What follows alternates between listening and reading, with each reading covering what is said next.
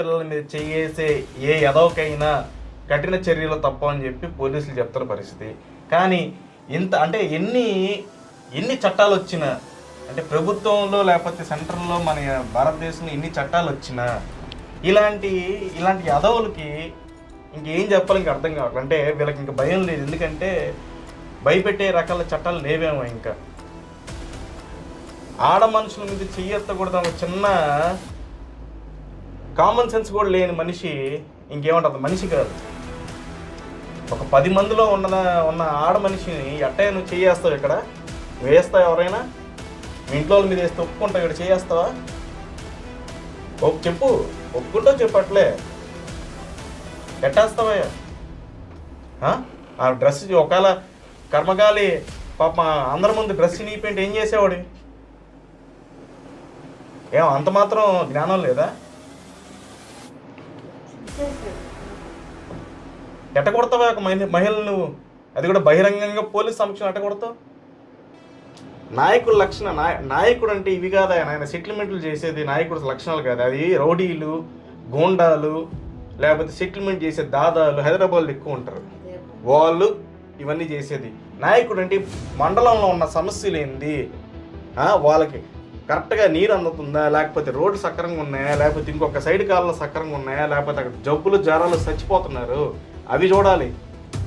అవి కాదు మనకంతా సెటిల్మెంట్లు చేసుకోవాలా, డబ్బులు చింపుకోవాలా, ఏదైనా ఉంటే వేరే పొలంలో మనం ఆక్రమించుకోవాలా. అవి నాయకుల లక్షణాలు అంటే ఇప్పుడు టీడీపీ ప్రభుత్వం అంతా సెటిల్మెంట్లు దందాల్లో ఉంది అన్నట్టే ఉంది. ఎందుకంటే ఇప్పుడు ఈ యొక్క ఎగ్జాంపుల్ తీసుకున్నారంటే వీళ్ళ దగ్గర ఇట్లా ఒక చిన్న రైతు దగ్గర ఇట్లా ఉంటే ఇంకెంతమంది రైతులు మనం ఇట్లా చేసిన ఎన్ని సెటిల్మెంట్లు చేస్తున్నారు టీడీపీ ప్రభుత్వంలో, టీపీగూడ మండలంలో ప్రత్యేకంగా. సోమిరెడ్డి గారు ఏంటంటే పాపం ఆయన ఏమో చెప్తుంటా, నేను అందరికి మంచి చేస్తాను, నేను మంచి చేయడానికి వచ్చాను అని చెప్పి. ఈ పక్కన ఉండే వాళ్ళంతా సగం ఆయనది పోయింది, టీడీపీ క్యాడర్ పోయా. అసలు మీ మీద దాడి ఎందుకు జరిగింది? అంటే ఎవరు చేశారు? అసలు మీరు ఎందుకు అక్కడికి వెళ్ళారు? ఏ విషయం గురించి మాట్లాడడానికి వెళ్ళారు? అసలు మీ మీద ఎవరు దాడి చేశారు? ఎందుకు చేయాల్సి వచ్చింది దాడి? నిన్న కాకుండా మొన్న మార్నింగు నేను అమ్మ కలిసి టీపీ గూడూరు స్టేషన్కి వెళ్ళాము. మేము వెళ్ళేటప్పటికి సిఐ గారు ఉన్నారు. సిఐ తర్వాత ఒక హాఫ్ అన్ అవర్కి ఎస్ఐ గారు వచ్చారు. వచ్చిన తర్వాత మేము అమ్మ పోయి అడిగారు, సార్ నా డబ్బులు ఇవ్వండి, నాకు ఇబ్బందిగా ఉంది, నేను మోకాళ్ళ ఆపరేషన్ చేయించుకోవాలా, నేను తిరగలేకున్నాను సార్ స్టేషన్కి అని. లేదమ్మా వరలక్ష్మమ్మ, నీ పొలం వరకు నీ 16 ఎకరాల డబ్బులు నేను నీకు ఇప్పించేస్తాను. మొత్తం ఎంత డబ్బులు రావాలి మీకు? మొత్తం 32 ఎకరాలు, మొత్తం 11 lakhs రావాలి. నా గూడూరు నారాయణ దగ్గర 6 lakhs ఉన్నాయి. అతను నరుకూరులో ఉంటాడు.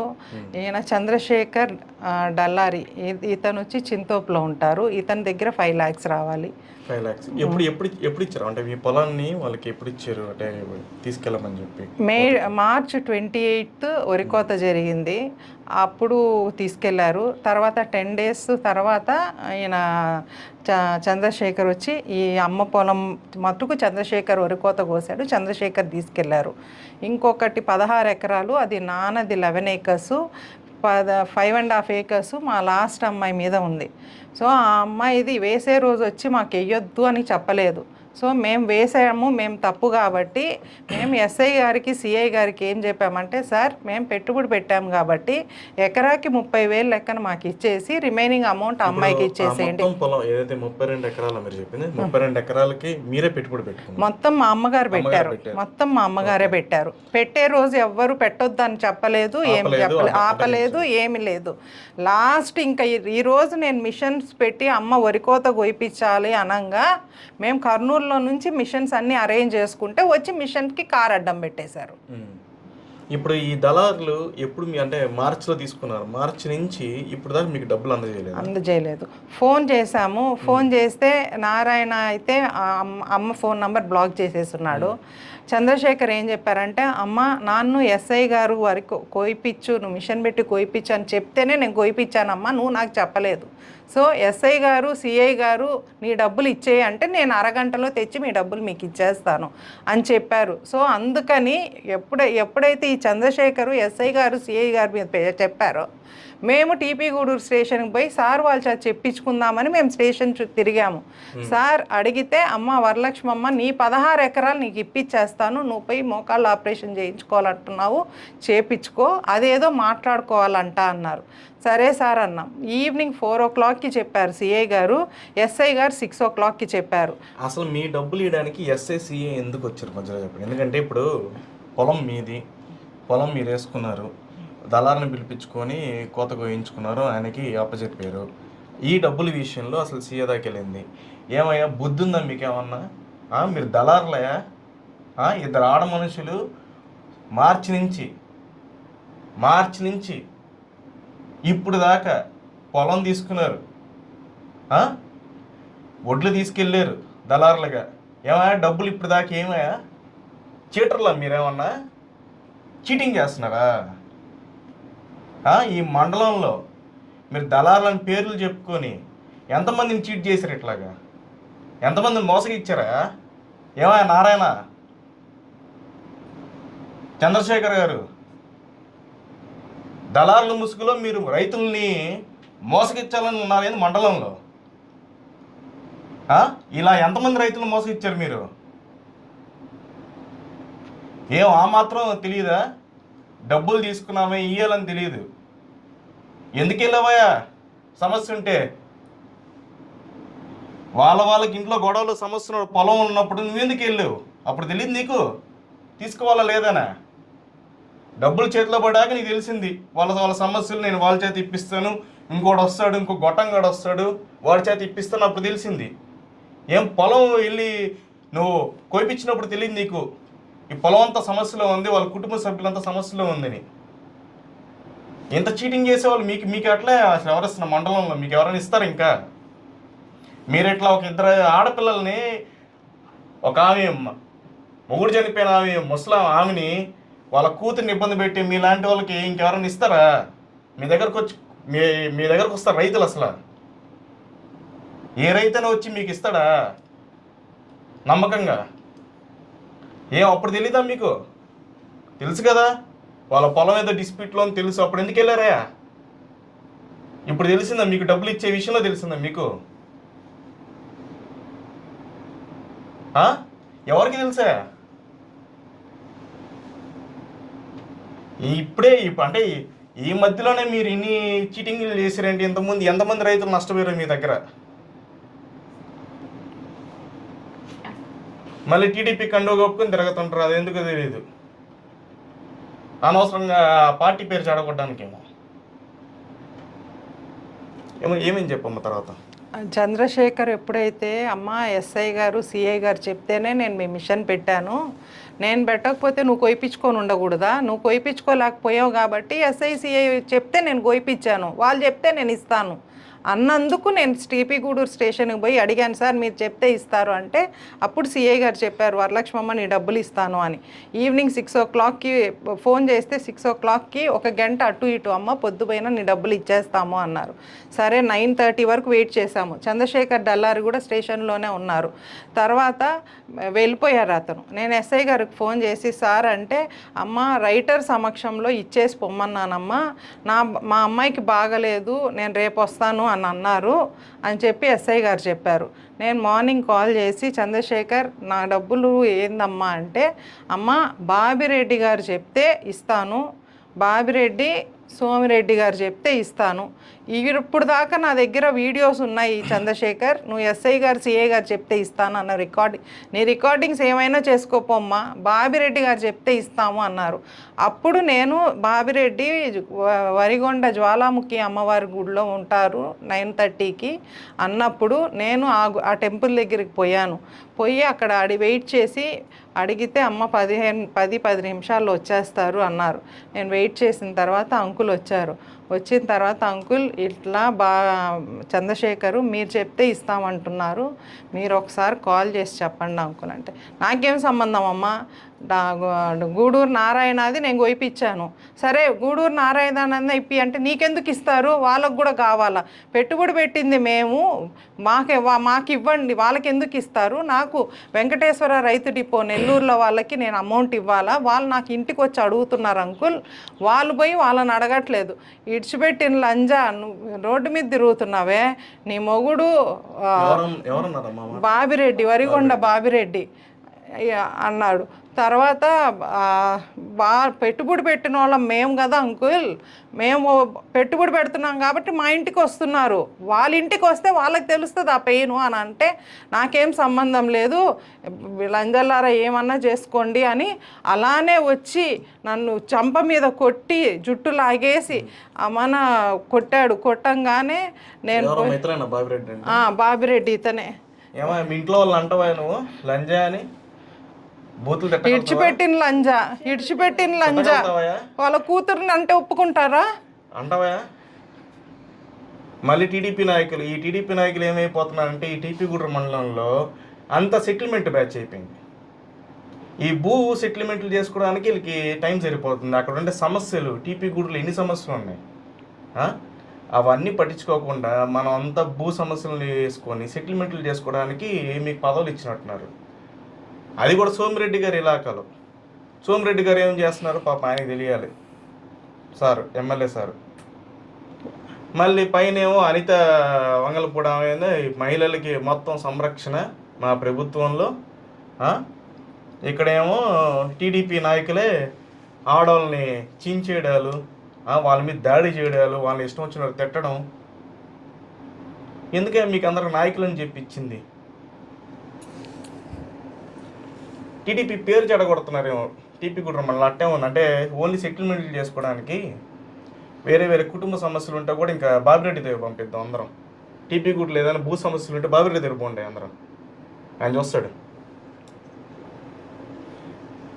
చెప్పమ్మా ఏమైంది? నా 11 లక్షలు అతను బాబిరెడ్డి తీసుకోవడానికి అతను ఎవరు? అతనికి మా ఫ్యామిలీ మ్యాటర్స్లో అతను ఎవడు అసలు? ఇన్ని సంవత్సరాలు మా నాన్న చనిపోయి నవంబర్ 12 దాకా నేను అతని మొహం చూడలేదు. ఇన్ని రోజులు రానాయన ఈరోజు ఎందుకు వస్తున్నాడు? మా పొలాల్లోకి కానీ మా డబ్బుల విషయంలో అతనికి ఏం సంబంధం? ఎవరు చెప్తున్నారు ఇది? అతని ఇన్వాల్వ్మెంట్ ఎంతసేపటికి సోమిరెడ్డి సోమిరెడ్డి అంకుల్ చెప్పాడా ఆడపిల్లల్ని జుట్టు పట్టుకొని లాగి డ్రెస్సులు చించి ఈ రకంగా ప్రవర్తించమని చెప్పాడా సోమిరెడ్డి అంకుల్? వీళ్ళు అక్కడ చెప్పేది ఏంటంటే మీరే ఆయన మధ్యస్థానికి పిలుచుకున్నారని చెప్తున్నారు.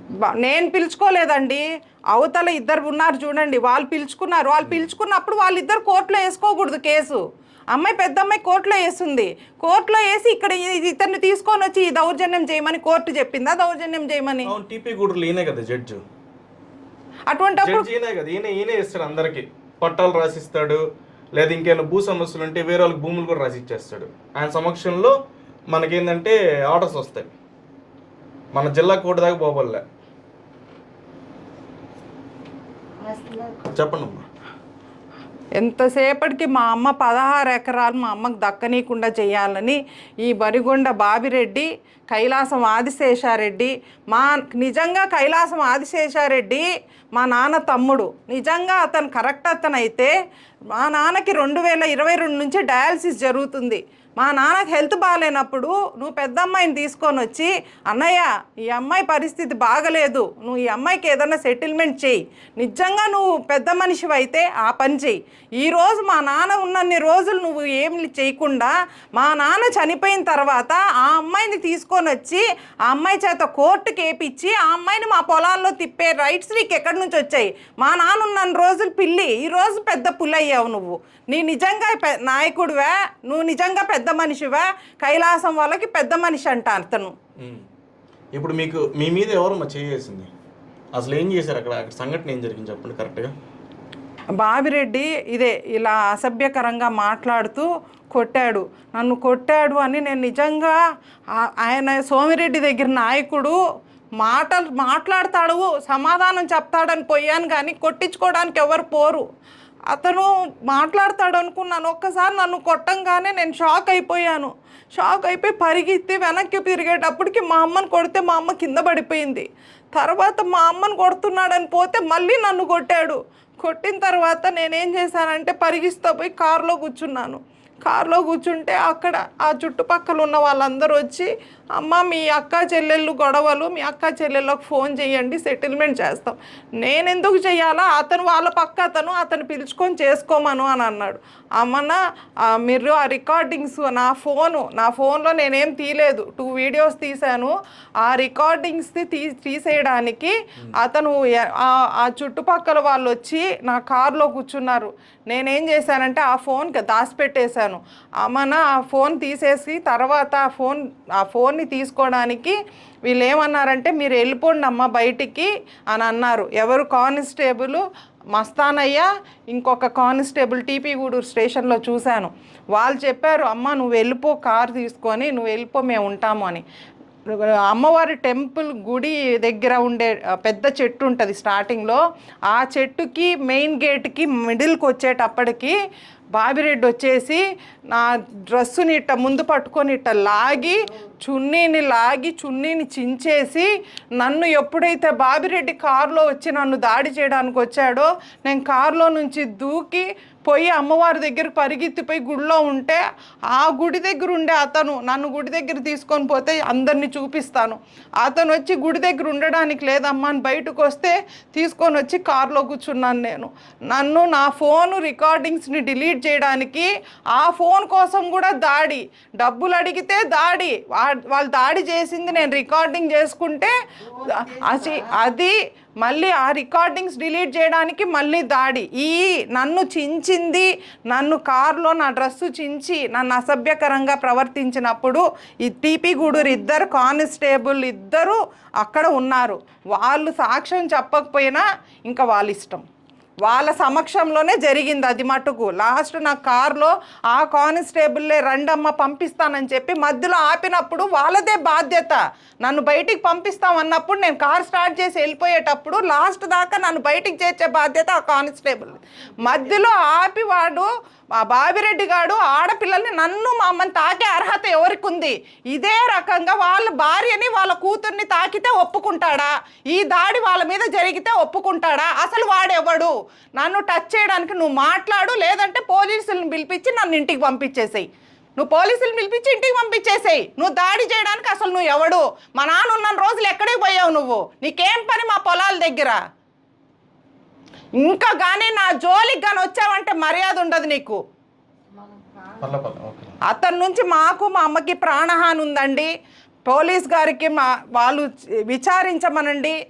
కంప్లైంట్ ఇచ్చారా దాడి జరిగిన తర్వాత? నేను అసలు తలనొప్పి, జుట్టంతా ఊడిపోయింది, అతని ఈ మెడంతా ఇక్కడంతా నొప్పి, ఇవంతా మొత్తం మన ఇంకా మా హస్బెండ్ చెప్పారు ఇంకా వీళ్ళ నుంచి మనకి ప్రాణహాని ఉంటుందని హాస్పిటల్కి పంపించి ఎమ్మెల్సీ చేయించారు.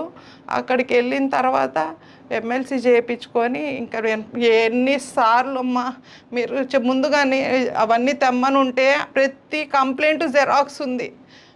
లెటర్లు రాసిన పోలీసులు యాక్షన్ తీసుకుంటే మాకు ఈ దాడి జరగదు. నిజంగా టీపీ గూడూరు పోలీసులు కానీ ఎస్ఐ గారు సిఐ గారు కానీ నిజంగా మా ప్రాబ్లం కరెక్ట్గా సాల్వ్ చేసుంటే మాకు ఈరోజు దాడి జరగదు. పోలీసులు భయం ఉంటే బాబిరెడ్డి మమ్మల్ని తాకుతాడా? ఆడపిల్లల్ని తాకుతాడా? నిజంగా పోలీసులు భయం ఉంటే పోలీసులు బాబిరెడ్డి మనుషులు ఇంకేందమ్మా మాకు ఆ టీపీ గూడూరులో న్యాయం జరిగేది? టీపీ గూడూరులో మాకు న్యాయం జరగదు. సో పోలీసులు ఇప్పుడు ఏం చెప్తున్నారంటే మేము చేస్తాము, వాళ్ళకి న్యాయం చేసేటట్టే వాళ్ళు చెయ్యరు, మేము కేసులు కూడా వాళ్ళ మీద బనాయిస్తాం, కఠినమైన చర్యలు తీసుకుంటాం, ఆడపిల్లల మీద చేసే ఏ ఎదవకైనా కఠిన చర్యలు తప్ప అని చెప్పి పోలీసులు చెప్తున్న పరిస్థితి. కానీ ఇంత అంటే ఎన్ని చట్టాలు వచ్చినా, అంటే ప్రభుత్వంలో లేకపోతే సెంట్రల్లో మన భారతదేశంలో ఎన్ని చట్టాలు వచ్చినా ఇలాంటి యదవులకి ఇంకేం చెప్పాలి, ఇంక అర్థం కావాలి. అంటే వీళ్ళకి ఇంకా భయం లేదు, ఎందుకంటే భయపెట్టే రకాల చట్టాలు లేవేమో. ఇంకా ఆడ మనుషుల మీద చెయ్యెత్తకూడదు చిన్న కామన్ సెన్స్ కూడా లేని మనిషి ఇంకేమంటుంది, మనిషి కాదు. ఒక 10 మందిలో ఉన్న ఆడ మనిషిని ఎట్టయ్య నువ్వు చేయేస్తావు? ఇక్కడ నువ్వు వేస్తావు? ఎవరైనా మీ ఇంట్లో వాళ్ళ మీద వేస్తే ఒప్పుకుంటావు? ఇక్కడ చేయేస్తావా? చెప్పు, ఒప్పుకుంటావు చెప్పట్లే.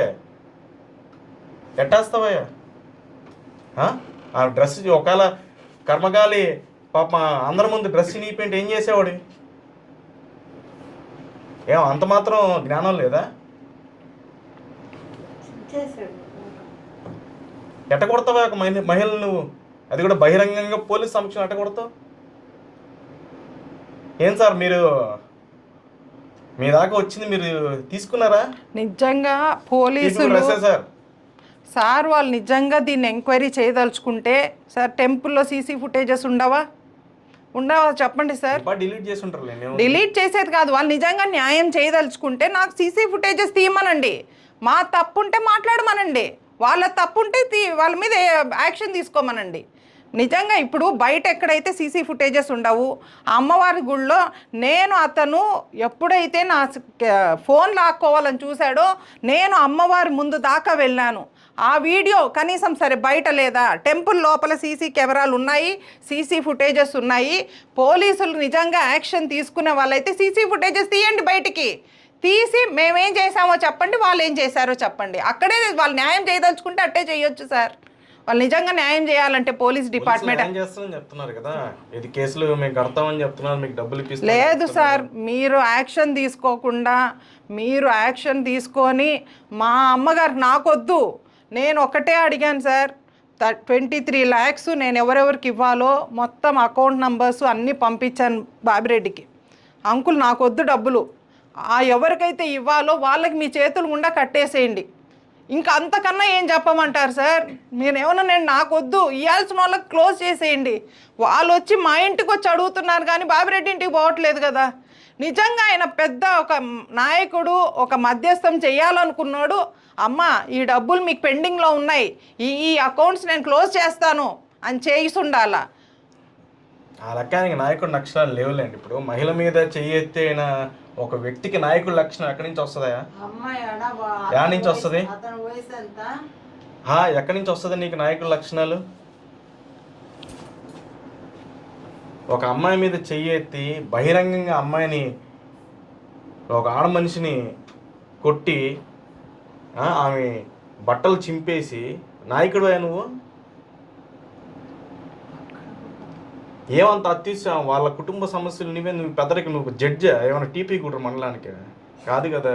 వాళ్ళు చూసుకుంటారు. సివిల్ కేసు, సివిల్ మ్యాటరు, 3 అక్కాచెల్లు కదా, 10 అక్కాచెల్లు పంచుకుంటారు. రేపు ఈరోజు విడిపోయిన రేపు కలుస్తారు. నీకేమంత అత్యుత్సాహం? పోలీసులకి ఎందుకు అంత అత్యుత్సాహం దీని మీద? మీరు సెటిల్మెంట్లు చేసేదండి, మేము ఇప్పిస్తాం డబ్బులు, వాళ్ళు మా సమక్షంలో ఇస్తా అన్నారు. మీ సమక్షంలో ఎందుకు డబ్బులు ఇచ్చేది? వాళ్ళ సొంత భూములది. నేను ఎమ్మెల్యే సమక్షంలో ఎందుకు ఇవ్వాలి? ఈ బాబిరెడ్డి అనేవాడి సమక్షంలో ఎందుకు ఇవ్వాలి? లేకపోతే పోలీసుల సమక్షంలో ఎందుకు ఇవ్వాలి? ఎవరిది ప్రభుత్వ భూములు అవి ఏమన్నా? వాళ్ళ సొంత భూములు, వాళ్ళకి 100 గొడవలు ఉంటాయి, వాళ్ళు కోర్టుకి వెళ్తారు, ఇంకోటి చేసుకుంటారు, 3 కాదు 10 మందికి పంచుకుంటారు. రేపు నాయకుడు లక్షణ నాయకుడు అంటే ఇవి కాదా? ఆయన సెటిల్మెంట్లు చేసేది నాయకుడు లక్షణాలు కాదు. అది రౌడీలు, గోండాలు, లేకపోతే సెటిల్మెంట్ చేసే దాదాలు హైదరాబాద్లో ఎక్కువ ఉంటారు. వాళ్ళు ఇవన్నీ చేసేది. నాయకుడు అంటే మండలంలో ఉన్న సమస్యలు ఏంది, వాళ్ళకి కరెక్ట్గా నీరు అందుతుందా, లేకపోతే రోడ్లు సక్రంగా ఉన్నాయా, లేకపోతే ఇంకొక సైడ్ కాలంలో సక్రంగా ఉన్నాయా, లేకపోతే అక్కడ జబ్బులు జ్వరాలు చచ్చిపోతున్నారు, అవి చూడాలి. అవి కాదు మనకంతా సెటిల్మెంట్లు చేసుకోవాలా, డబ్బులు చింపుకోవాలా, ఏదైనా ఉంటే వేరే పొలంలో మనం ఆక్రమించుకోవాలా. అవి నాయకుల లక్షణాలు ఎట్టయితే అంటే ఇప్పుడు టీడీపీ ప్రభుత్వం అంతా సెటిల్మెంట్లు దందాల్లో ఉంది అన్నట్టే ఉంది. ఎందుకంటే ఇప్పుడు ఈ యొక్క ఎగ్జాంపుల్ తీసుకున్నాయంటే వీళ్ళ దగ్గర ఇట్లా ఒక చిన్న రైతు దగ్గర ఇట్లా ఉంటే ఇంకెంతమంది రైతులు మనం ఇట్లా చేసిన ఎన్ని సెటిల్మెంట్లు చేస్తున్నారు టీడీపీ ప్రభుత్వంలో, టీపీగూడ మండలంలో ప్రత్యేకంగా. సోమిరెడ్డి గారు ఏంటంటే పాప ఆయన ఏమో చెప్తుంటారా, నేను అందరికి మంచి చేస్తాను, నేను మంచి చేయడానికి వచ్చాను అని చెప్పి. ఈ పక్కన ఉండే వాళ్ళంతా సగం ఆయనది పోయింది, టీడీపీ క్యాడర్ పోయా. ఒక పక్క ఎమ్మెల్యే పేరు చెడిపోతుంది, ఒక పక్క టీడీపీ క్యాడర్ పేరు చెడిపోతుంది. జనాలు అదే అనుకుంటున్నారు బయట. ఎక్కడో కూడా టీపీగూడ మండలం ఒకరు కూడా ఇప్పుడు దాకా మేము చేసిన సర్వేలో పాజిటివ్గా చెప్పిన రెస్పాన్స్ ఒక్కడి దగ్గర నుంచి లేదు. ఏ ఒక్క ఓటర్ చెప్పింది లేదు ఈ 2-3 ఏళ్లలో, ఒక్కడు కూడా చెప్పలేదు. అంటే ఎంత మాత్రం మనం అక్కడ చేస్తున్నారని చెప్పి మీరు తెలుసుకోవాలి. మా మీడియా సర్వేలో కూడా ఎక్కడ పాజిటివ్ రెస్పాన్స్ రాలేదు. ఏదైనా ఈ సెటిల్మెంట్లు, ఆ భూ తగాదాల్లో మనం సెటిల్మెంట్లు చేసుకుంటే నాయకులు అయిపోతారు అనుకుంటే కష్టం. కానీ ఇలాంటి గూండాలు, అంటే ఒక రాజకీయ ముసుగేసుకున్న గూండాలని, నిజం చెప్తున్నా, ఈ ప్రభుత్వం కానీ లేకపోతే మనకున్న లాల్ని మనందరం గౌరవిస్తాం కాబట్టి ఎప్పటికైనా వీళ్ళందరూ కూడా ఖచ్చితంగా కఠినంగా వీళ్ళని శిక్షించాలని, అలాగే ఇక్కడ ఈరోజు ఇలాంటి బాధితులు ఎంతోమంది ఉన్నారు, ఇలాంటి గుండం ముసుగేసుకున్న రాజకీయ నాయకుల చేతుల్లో. ఇలాంటి వాళ్ళందరికీ కఠిన చర్యలు తీసుకోవాలని చెప్పి ఎస్పీ గారికి, అలాగే అనితా మంగళపూడి గారికి కూడా ఈ వీడియోని మనం ఫార్వర్డ్ చేస్తాం. ఖచ్చితంగా దీన్ని ట్వీట్ చేస్తాం ట్విట్టర్లో కూడా. ఇట్లాంటి వ్యవస్థ మన ప్రస్తుతం టీపీగూడ మండలం అలాగే సోమిరెడ్డి ఇలాకాలో జరుగుతున్న పరిస్థితి. దీని కండిషన్ కూడా మనం ఇద్దాం. అలాగే వీళ్ళ దగ్గర వాళ్ళు మాట్లాడిన ఫోన్ రికార్డింగ్స్ అలాగే వీడియోస్ ఉన్నాయి, వాటిని కూడా మనం ఎస్ఎస్ న్యూస్లో ప్రచురిస్తాం, కంటిన్యూషన్ ఇస్తాం. వీళ్ళకి కరెక్ట్గా న్యాయం జరిగేదాకా న్యూస్లు వస్తూనే ఉంటాయి. ప్రతి ఒక్క నిజాన్ని నిర్భయంగానే న్యూస్ల ద్వారానే తెలుపుతాం. Thank you.